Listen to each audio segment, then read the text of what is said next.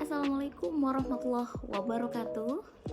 Perkenalkan, saya Yuyun Wulandari, mahasiswa dari Magister Ilmu Komunikasi Universitas Paramadina dengan NIM 223121059. Nah, pada kesempatan kali ini saya akan menjelaskan dan menganalisis terkait kasus yang mengangkat teori kritis komunikasi dalam sebuah organisasi. Nah, apa sih teori kritis komunikasi itu, teman-teman? Bagi pekerja yang sudah bekerja di sebuah perusahaan pasti mengalami hal-hal kadang waktu antara kerja dengan kebijakan yang diputuskan oleh perusahaan itu berbeda dengan kenyataannya. Nah, ini yang menimbulkan beberapa komunikasi kritis yang bisa terjadi dalam sebuah perusahaan. Nah, teori kritis sendiri itu dikembangkan oleh Stanley Dietz. Nah, teori yang dibuat oleh Stanley Dietz ini berawal dari sebuah pemikirannya tentang bagaimana perusahaan ini hanya digunakan sebagai praktek atau lahan berpolitik yang menguntungkan beberapa gelintir orang saja, terutama nih dari segi manajerial atau menguntungkan pimpinan, tetapi tidak memperhatikan bagaimana nasib atau kesejahteraan karyawannya. Nah, teori kritis komunikasi yang dikembangkan oleh Dietz ini dirancang untuk mencari cara untuk menjamin kesehatan sebuah organisasi sekaligus meningkatkan keterwakilan beragam kepentingan manusia. Nah, dalam contoh nih, manajer dalam kasus ini contohnya di dunia korporat didorong oleh satu hal. Apa itu? Pasti keuntungan kan, yaitu uang.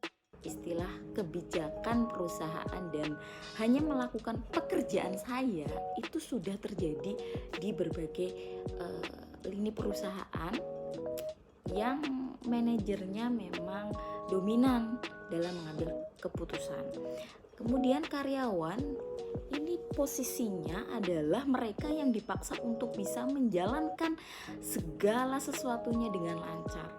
Perintah pimpinan dan lain sebagainya, menunggu arahan dan lain sebagainya, yang hal ini membuat manajer tampak hanya peduli pada bagaimana perusahaan dijalankan daripada etika dari perusahaan itu sendiri.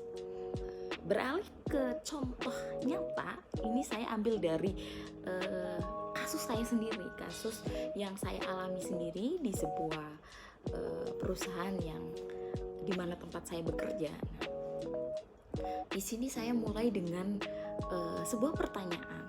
Aku atau saya, apakah seorang budak korporat? Saya bekerja hampir 24 jam. Dikatakan hampir 24 jam karena saya harus bekerja standby dengan HP saya, standby dengan segala macam instruksi yang akan diperintahkan kepada saya.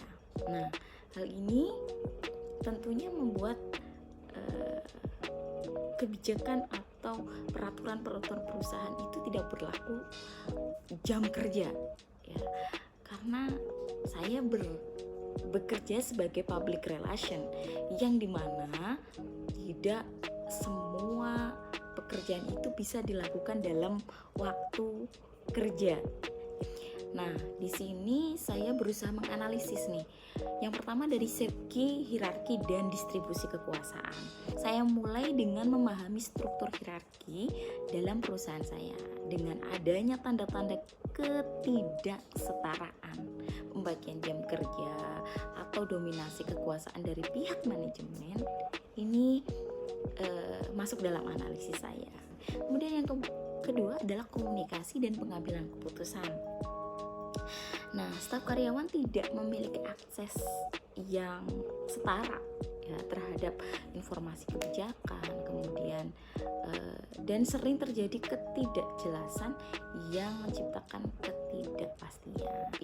Kemudian bahasa dan representasi. Nah, evaluasi terhadap bahasa dan representasi dalam komunikasi ini saya lakukan karena seringkali pemakaian bahasa juga diperkuat perbedaan kekuasaan antara manajer dan karyawan. Kemudian partisipasi dan keterlibatan karyawan, karena lebih dominan dengan instruksi atau arahan dari pimpinan, jadi banyak sekali hal-hal yang sifatnya itu tidak menunggu arahan, tidak digebuk rata, bahasanya itu tidak terwakili secara adil ya, tapi instruksi atau arahan dadakan itu ya dilakukan secara dadakan, kemudian tidak melibatkan suara-suara kita, sehingga ya ini analisis yang saya lakukan. Jadi ada partisipasi dan keterlibatan karyawan itu sangat minim. Kemudian resistensi dan perubahan sosial, tentunya banyak sekali ketidakpuasan yang dialami oleh para karyawan di sini, dan perubahan sosialnya pasti karena dengan adanya menunggu arahan, kemudian menunggu instruksi pimpinan dan sebagainya yang terjadi berulang-ulang, akhirnya terjadi habitat yang seperti itu, kebiasaan yang tidak baik, sehingga inovasi-inovasi itu terpangkas dengan sedemikian rupa karena tidak ada ruang atau celah untuk memberikan suara, untuk memberikan pendapat bagi karyawan. Nah, apakah ada solusi yang harus dilakukan atau evaluasi yang harus dilakukan? Sebenarnya sudah melakukan berbagai evaluasi dengan melakukan rapat mingguan dan lain sebagainya, dengan mengidentifikasi berbagai hal-hal tersebut ya. Namun tetap perbaikan dan komunikasi internal yang terjadi ya masih tetap seperti itu aja gitu. Dan penerapan teori kritis komunikasi harusnya ini memberikan pandangan kritis terhadap aspek-aspek untuk merancang strategi perubahan yang lebih efektif. Namun sampai sekarang masih tetap dijalankan seperti hal-hal yang biasanya. Nah, demikian analisis dari kasus yang saya alami sendiri terkait teori kritis komunikasi dalam sebuah organisasi. Terima kasih atas perhatiannya.